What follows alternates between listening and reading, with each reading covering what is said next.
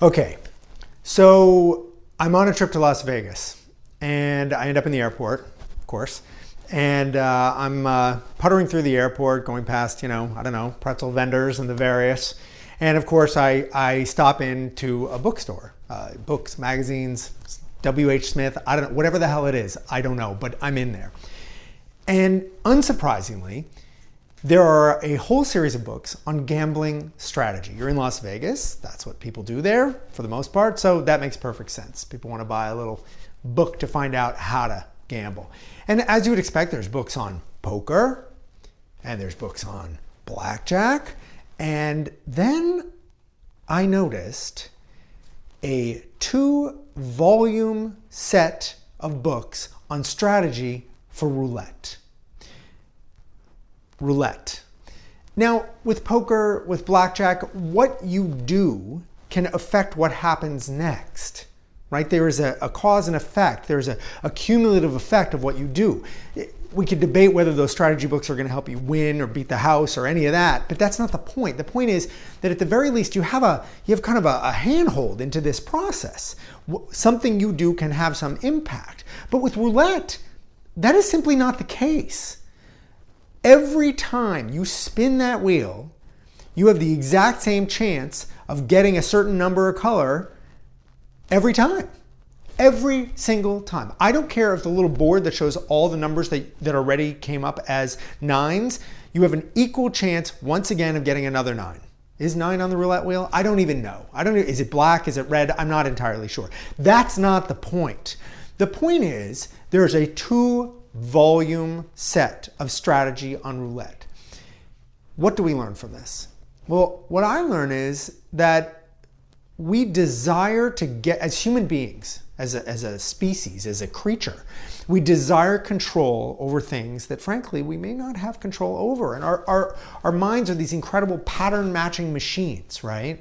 So we are looking for patterns, we're looking for an edge, we're looking for a way to understand the system and to debug it and to hack it and to get in there and control it, really.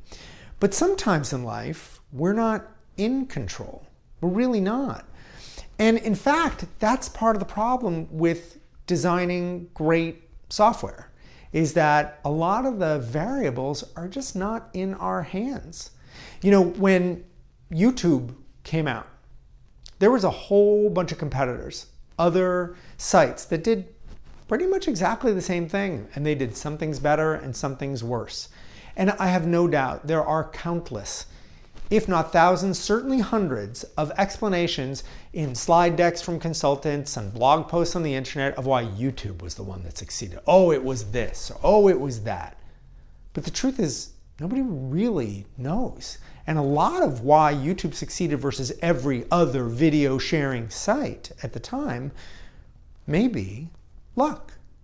And I don't mean luck, spin a wheel luck. I mean a confluence of events that are beyond your control. Mostly, I mean good timing. Being in the right spot at the right time. The right person noticed you or was told about you and wrote about your piece of software, your creation. And that's something we don't have control over. And even more, we don't even realize how much luck, being in the right place at the right time, is a factor in what we do. Is it 5% of the success? Is it 10%? What if it's 50%? What if it's 75%? Would it matter to you? What if you knew that you could do the best job possible and still 75% of whether or not your creation succeeded, whether your design resonated with customers and became popular and became something that people incorporated into their lives, the best you could do was give yourself a 25% shot and the rest was just luck. Would you still do it? I don't know. I think I would. In fact, I know I would, because what is the alternative? The point, though, is we don't talk about luck and what kind of a factor it is. We don't really know how big a factor it is. There's so much we don't know about this. But B, it's not sexy, because what are you going to say? When people succeed at something, they love to be able to, most, not all maybe, but most people who succeed at something love to be able to tell you, well, here's how I did it. This is what I did. This is my strategy. This is my philosophy. This is my value system. These are the steps I took. But in reality, they don't necessarily know. And no one wants to say, I got lucky. It wasn't really me and all the special that I am. I just got lucky. That's not something people want to talk about. And that's not something that the media wants to write about.